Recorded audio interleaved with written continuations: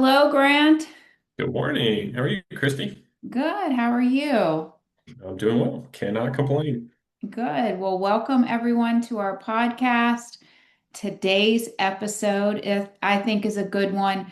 We're going to give you 10 questions to ask your lender about what closing costs really mean.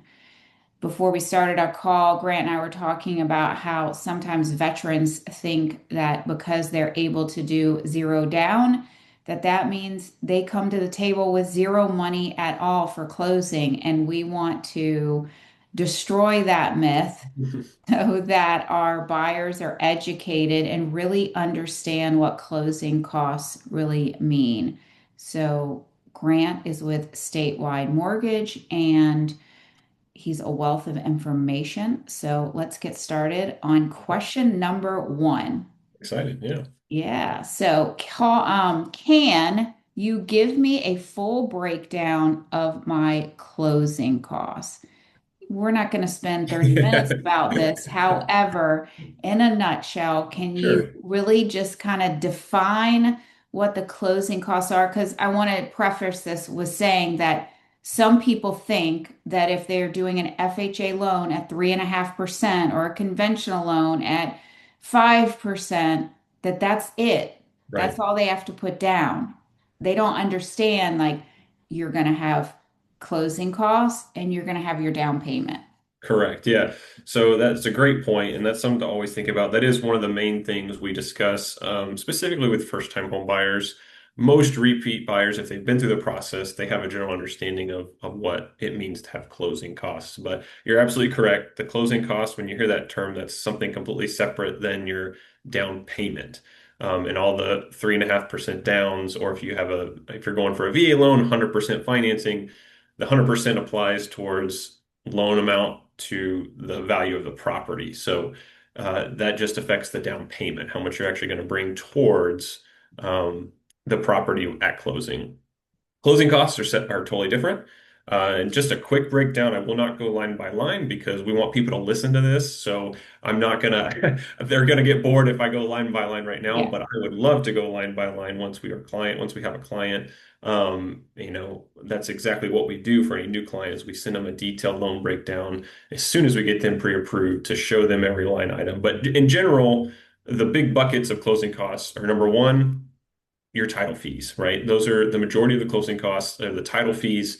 The second bucket is the lender fees, what we charge to pay our folks here at Statewide Mortgage.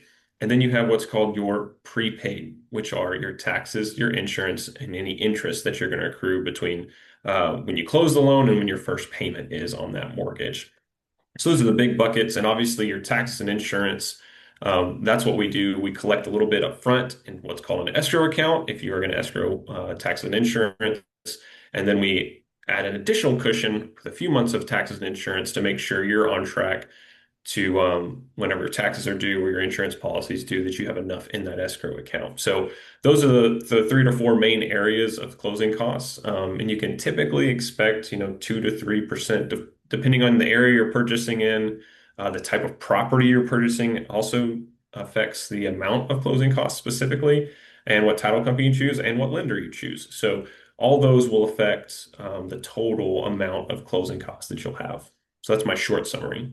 Yeah, that's great information because it's actually kind of nice that all that stuff is taken up front Mhm. because, especially with the HOA, I can't tell you how many times in our Facebook group I see people saying like, how do I get in contact with the HOA? Because they move in and they need something and they weren't provided that contact information. So last thing we want you to do is move in and get a hefty late bill for that. So it's just kind of like it's kind of nice to be able to worry about just moving in, getting settled, get your Mhm. kids settled, and then all of that stuff is paid for. So that's Yeah. nice. Yeah. Okay, so which closing costs are lender fees versus are there any third party fees? Yeah, Kind of absolutely. touched on that already, but Yeah. So the third party fees we'll stick to, I kind of mentioned it on my last point, but a couple other fees to think about are, the charges that your lender might charge for the credit report or an appraisal. So we'll always put the cost of the appraisal on those original estimates, but that is something you're paying for on your own upfront. But it is part of your total closing cost package, right? What we don't put on there as far as third-party fees is like your home inspections, right? So those are some not hidden fees, but those are some fees that you do need to account for that are coming out of your pocket up front when you go home shopping, when you go under contract on a house. So those are the third party fees I tell folks to like keep in mind, right? Just because it's not our estimate, there are some other fees out there. So depending on the type of property, you might have additional inspections to get done. Speaking of VA loans, like your pest inspections, VA requires a pest inspection on a home. If you're purchasing a condo, expect more, third party fees there to verify the condo or an HOA like you were talking about. And then manufactured homes. We've seen a lot of manufactured homes lately because people are kind of moving outside of city limits and finding nice quality manufactured homes. Those have additional closing costs and third party fees that can sneak up on folks. So definitely there are some few third party fees that you need to keep in mind when dealing with your total closing cost picture. Yeah, because especially in maybe 55 plus communities, or like you said, Yep. condo associations, you have to get approval Mhm. first to be able to move in. Some do credit checks, making sure you have high enough credit score. Some do background checks to make sure you're not a felon or things like that. And unfortunately, that costs money. It does. So, that is always a question to ask your realtor is there an approval process? Mhm. There again, it doesn't mean if it's not 55, it doesn't mean that you might still have an approval process. So those are good questions to ask. Good point Definitely. on that. This one is my favorite question because everybody's out for a good deal. So the question is, are any of these fees negotiable? Yeah. Uh, typically, no, most of these are set, right? And I'm sure we're going to touch on it later. What is negotiable is when you're in a transaction, it's the seller providing credits, right, to cover some of these fees. That's typically your best bet for negotiations. Now, as far as the lender fees, we have a few fees that are set. There are ways we can work on lender credits or things of that nature, depending on your situation. But that is going to be a case by case basis and not an overarching general thing. Um, but if you want to touch on seller credits and what you're seeing in the market now, that's probably the most negotiable to get fees covered, right? Because somebody has to pay these fees, whether it's you, the buyer, whether it's an agent, whether it's the lender or the title companies, these fees have to be paid, right? As far as, getting the actual services done. But getting a seller to cover some of that could be where you want to negotiate. But I'll obviously leave that skill to you, Christy. Well, I guess my question is to steer off track just a little bit Mhm. to ask you as the lender and me as the realtor, how much can my buyer get in closing costs paid to cover some of these fees? Specifically from a seller, is that what you're asking? Yeah. Yeah. So it depends on the loan type. So your government loans, your FHA and your VA loans, those government-backed loans, you can get up to 6% from the seller. No matter how much down if you're putting minimum down, you can still get that 6% seller credit.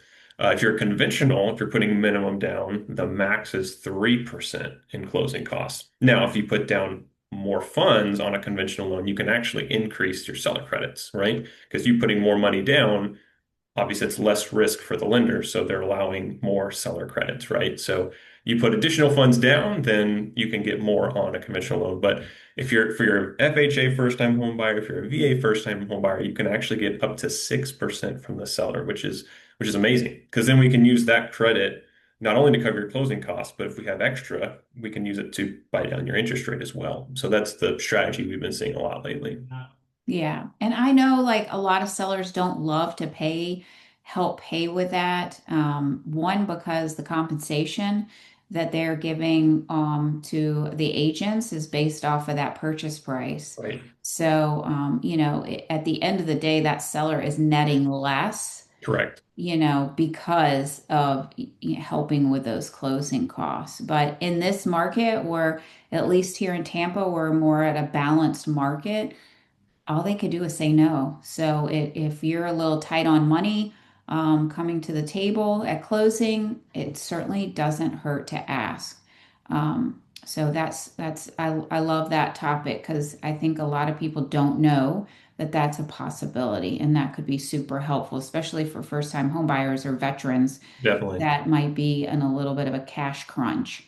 Um, so the next question, question number four is how much are prepaid costs like taxes, insurance, and escrow? How is that handled? Is it done for the year? Is it done like prorated per day? What does that typically look like? Yeah, so we'll start with insurance, right? So when you go to closing, you're going to pay for a full year's worth of insurance right out the gate. So that insurance will cover you from the day you close, right? As soon as you close, you're covered with insurance. Always set that effective date for the close date, or before, and that carries you for the next 12 months. But what we do when we close you with an escrow account, if your loan has an escrow account, we'll collect an additional 3 months of that insurance to give you a little buffer, right? So 12 months covered for your 12 months, but we'll also collect additional 3 months. So your annual premium divided by 12 times three, we'll collect that as well in your escrow account. That way, if there's any increases to your insurance the following year, you don't have to come out of pocket for that money to cover the difference, right? So that's insurance. Taxes, it's a little bit different. Taxes will depend on number one, the state you're buying in. So we'll assume Florida. So taxes are due here in November, right? So depending on when you close, will change how many months of taxes we're going to collect. So if you're closing now, for instance, we're going to collect about 7 to 8 months of taxes. So that way, when the time comes in November, we've got enough in there to pay that tax bill as well. But obviously, when you close, we're not paying the county taxes at closing, but we do want to collect enough in there. So come November, when it is due, it can come directly out of your escrow account and you're prepared for that.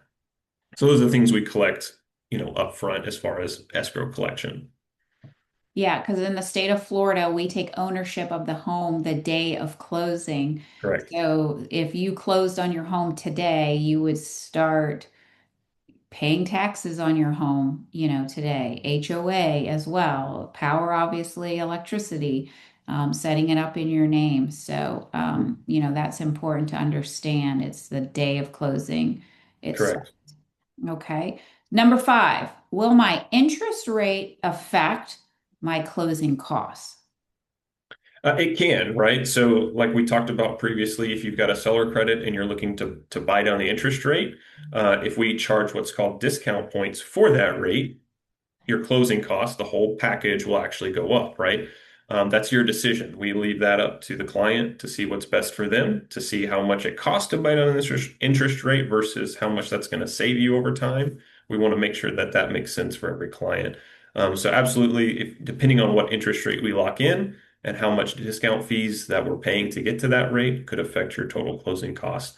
And then the other small factor will be the daily interest, right? Between the day we close and when your first payment is due on that mortgage. Basically, we collect the difference in interest. So depending on what your interest rate is, we multiply that by that month or so, whatever, between your closing and your first payment date.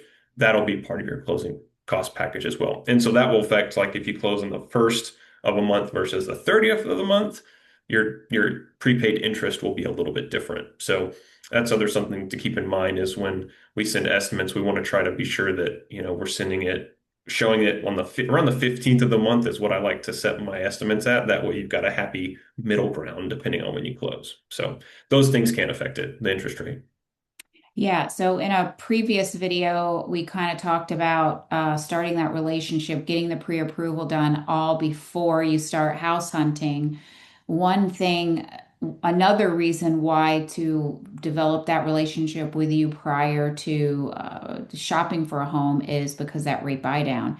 That Correct. could certainly be something that a seller contributes to, just like closing costs, in order to help you do that rate buy down. So, how that could Absolutely. work is if we see a home at 123 Main Street, before we put the offer in, we could have that conversation with you, Grant, to talk about, okay, if we ask for this from the seller, what do the Yeah. numbers look What would like, that look correct? like? And absolutely, and I stress that a lot. And I'm like, don't keep me in the dark on the homes you're shopping for. It's very easy, and we can do it very quickly to rerun the numbers and to show you different options. So that's what we're here for, right? That's as a lender, that's what I want. I want to put you in the best situation to buy this next house that you're looking at. So keep me in the loop. Realtors keep me in the loop. Buyers keep me in the loop. And if you have an address that even you're just kicking the tires on, send it to me. It's worth running the numbers and seeing what could be, right? Yeah, because the buyer we're currently working for right now, right? The customer was looking for homes that were over her budget, Mhm.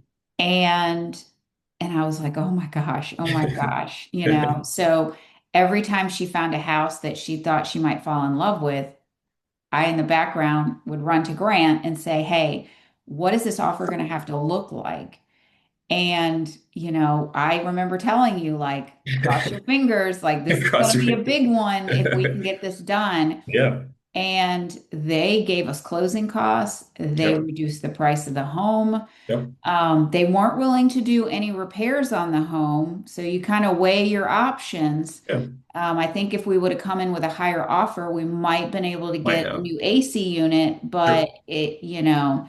like, I'm like, my heart feels so grateful to know that this family's getting into a home Thing. that Mhm. I kind of held my breath for. So Yeah. that, and if I didn't have that relationship with Grant, we probably wouldn't have moved forward because our Right. offer would have been denied because honestly, I probably would have put in an offer that was a little bit higher. Too high. Yeah. Yeah. Absolutely. So Yeah. relationship, so That's right. important. Okay. So this one, I get a question about this a lot. Can I roll my closing costs into my loan? Uh, there are certain situations that you can, in the general sense, no, right? There's some closing costs associated with VA loans, with FHA loans that you will see rolled into your total loan amount. As far as the fees that we talked about, no, we cannot roll those in. But again, if you're using other types of down payment assistance, if you're getting seller credits, right? Those are some of the avenues you can get around having to actually pay those out of pocket once you get to the closing table. So, um, my cop out answer is yes and no. I know it's not going to be popular, but there are situations where you can roll some in. Just depends on the certain types of fees they are. So, like your funding fee on your VA can be financed, and your FHA, upfront mortgage insurance, will be financed. But you can pay that out of pocket, but typically it's going to be added on to the total loan amount. So, those are a couple fees that can be. Okay, awesome. Because like I said, I get that a lot, especially with my VAs, because they're hoping that they can come to the table with 100%, right. nothing. Yeah, Right.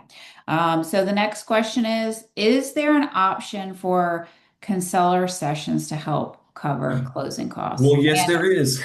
yes, there is. And the reason I want to talk about that again is because of the verbiage. Yes. So we throw words around all the time, and I want to touch on if you hear the word concession, even though we've already answered this question, how that what that concession word really means.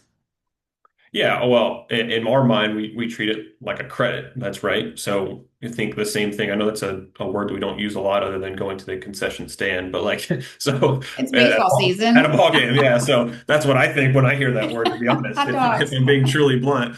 But no, think of it, we're thinking of it as a seller credit, right? So they're covering the certain amount of fees associated with this loan. But like you said, the verbiage on the contract matters, the percentage matters. Those are all things that will affect the bottom line of the seller. So you want to be sure that that verbiage is correct, and that's something that you obviously help your clients with really well. So, understanding that it's not just waiving those fees, it's actually funds from the seller's total profits that are from this property that are coming out towards your closing. So just understanding that is Yeah. important. Yeah. Okay. So our next one and this one is going to be area specific. So it could even mean from county to county, even though Grant and I both are in the Tampa Bay area. he's down in a county called Hillsborough. I'm up in Pasco. So this question could be county specific. There again, a reason to have a relationship with your lenders so that they can check what counties for Mhm. um, assistant programs. So, are there any first-time buyer, VA, or assistant programs available to help with the closing costs? Yeah, your down payment assistance programs are available, like you said, county by county.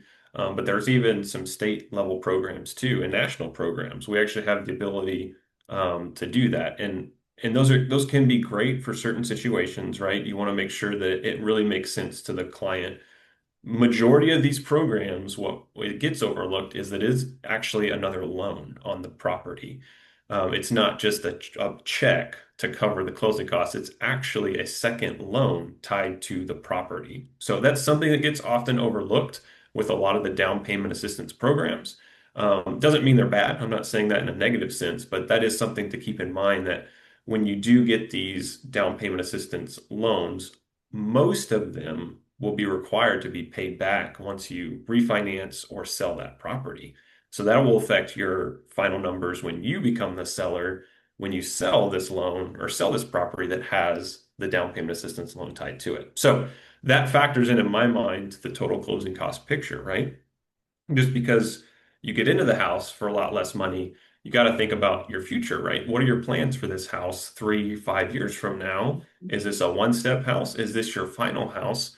That's something to consider with these closing costs and how we're balancing all these numbers with these down payment assistance loans. So they can be great programs to get foots in the door, but you just want to be sure that you've got all the information for when you have a plan to sell this house, right? Yeah. So. And if you're interested in refinancing later, that's something to think about too. So when you go to refinance a loan, a down payment assistance loan, we have to factor that in to the refinance. So we will have to pay that off. We'll have to factor it into the total loan amount of our new loan. So, closing at a higher interest rate down payment assistance loan now could have an effect when you think you can refinance down into the 5%, 4% range, wherever rates get to in the future. Um, it'll matter then because you'll notice that your loan amount is going to go up a little bit more to cover that second lien. So just a few things to think about with down payment assistance. Yeah, weighing your options for sure. Mhm. So then my next question is, so you've got say a first-time home buyer and you just met them and they're saying, you know what, we just got married. Maybe they've got a baby on the way, and so money's a little bit tight right now. So my question would be, hey, Grant, what kind of number is a good kind of generic number to know if I'm buying a $300,000 home, how much do I need to save for? Like, for closing costs, Mhm. for down payment, like what's a good percentage Sure. of that 300,000 I should have in cash as so that I could put a really good offer in on a home. Sure. Your minimum down, if you're a veteran, right? We've mentioned it before, we'll speak to veterans too. That's a great program. The VA loan is a great first-time home buyer loan. Not just first-time home buyer, but it's a great loan in general. But if you are a first-time home buyer and funds are a little bit, lean, obviously that would be your least amount of funds due at closing. Your closing costs are typically going to be 2 to 3%. So minimum down payment plus 2 to 3%, that's going to be your rough all in cash needed. So conventional loan, we have some first time home buyer conventional loan programs where you can put as little as 3% of the purchase price down, plus that 2 to 3% in closing costs. FHA would be 3.5% down. That's the minimum. So 3.5% of the purchase price plus the 2 to 3% in closing costs. Um, so on a $300,000 loan, or sorry, $300,000 home, you're probably looking in the 20-ish thousand dollar range all in, and that's with no seller credits, right? Yeah. That's getting no help from the seller. So, I mean, those are very, rough numbers, but always think, minimum down payment. So if you're not a veteran, you know, bare minimum it's going to be about 3% for most programs. There are some specialty programs out there, but the interest rates are a little bit different, and we don't like to start there. But typically, if we're speaking in general things, 3% down, 3.5% down, plus that 2 to 3% closing costs. So yeah, so we could say a good rule of thumb would be three, or excuse me, 5 to 6% in Mhm. cash Yeah. for a home. Would that be fair to Typically. say? Yeah. Typically, if you're going to come in without, not offering or not getting any seller credits and that type of thing, not doing down payment assistance, right? We're just thinking kind of cookie cutter loan programs here. That's a good general idea. But we're seeing lots of situations where it's much less than that, where we can do the down payment assistance and we do get seller credits. So it's possible. Like, I don't want to deter people away and say you have to have it, but I think that's a great starting point in the back of your mind to think about for sure. Yeah, because if I'm going shopping, I want to have extra money, right? Well, that's true too. Yeah, yeah, Because you want then to have a little bit of if it's cushion. yeah, if it's extra money, then I can go buy that new furniture, or, paint it or whatever I want to do I'd Absolutely. rather have more than not enough, I guess is Sure. what I'm saying. Agreed. Okay. So last question. So at the beginning of the process, like when a person puts their application in, you give a breakdown of what all the fees will look like, an estimate of what they'd have to bring to the table. And then I'm going to say at the end or close to the end of the transaction, you give the buyer what's called a closing disclosure. We also call it a CD. So from beginning to end in that process, is there a chance that those numbers could change? So the only things that will change from when we start to when we finish, right, could be the specific title company that is chosen. Here in Florida, typically the seller is choosing the title company. So when we're doing preliminary numbers, we have no clue which title company is going to be closing your loan. Now we get pretty close. It's not like title companies are way, different in fees. So we try to be a little conservative up front, increase them a little bit, especially if we know what type of property you're buying. That's really key when we're sending out these initial estimates. So those numbers, could vary some. Once we get the actual insurance, that could change, right? We're using, again, I try to be conservative when I'm telling people, hey, this is what your insurance policy could look like. And I do that simply based on experience on what I've been seeing lately for insurance premiums. So that number could change. As far as the lender fees, those will not change unless you decide to buy down that interest rate a little bit more, like we talked about. So those are the two or three main areas that you could see some changes. But essentially, what we do is anytime there is a change like that, let's say we go to contract, as soon as we go to contract, we're reaching out to that title company and asking them, can you send us your fees? So that way, when we send you what's called initial disclosures and loan disclosures, you can see those updates happening in real time. Yeah. We don't make changes to the loan without disclosing it to you. So whatever we change, you're going to know about it, regardless of what that change is. So communication is important. Having a good conservative estimate up front is important, in my opinion. That helps me get the client prepared and saying, hey, here's kind of a worst case what we're looking at. But just keep in mind it could change based on insurance, specific title fees, and those things. So that's the general things that could change. But again, conversations. That's what I like to have so we can explain it and work on it together so that the client knows.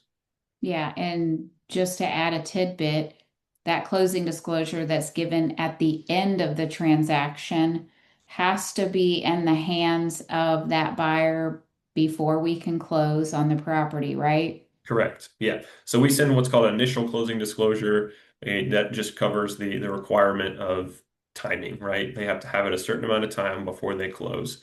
And then once we get a few days before closing, a week or so before closing, we'll balance with the title company to make sure all the fees that, they've incurred are all balanced and we get to the closing table a few days prior, the client's already wired and you know exactly what you're bringing to close. So, Yeah. yes. Awesome. Mhm. Well, once again, I didn't share these questions before with Grant before we It's great. Yeah. started. No, I love it. So he's getting bombarded with questions, but that just shows you how knowledgeable Grant is in his field. He knows what he's doing. Well, So thank you. if you're looking to speak to a lender and want to pose some more questions to him, I'm going to have his contact information below, and you can reach out to him and have start those conversations with him. And I appreciate you. I appreciate your time and willingness to Absolutely. answer these questions on the fly. I actually am taking away a couple of tidbits of things that I Cool. didn't Good. learn. But this also makes me a better realtor to be able Yeah. to know what I'm talking about. Right. And we it helps us because we're a team, right? And we try to Yeah, work together and including the title company that's chosen, we try to all be a team and the listing agent on every file. So, everybody that's involved in a loan or a purchase transaction, we're all on the same team. We all want the same thing. yeah, So, yeah, I enjoy it too. yeah. Awesome. Well, thank you so much. Thanks, Christy. Thank you. Until Bye. next time.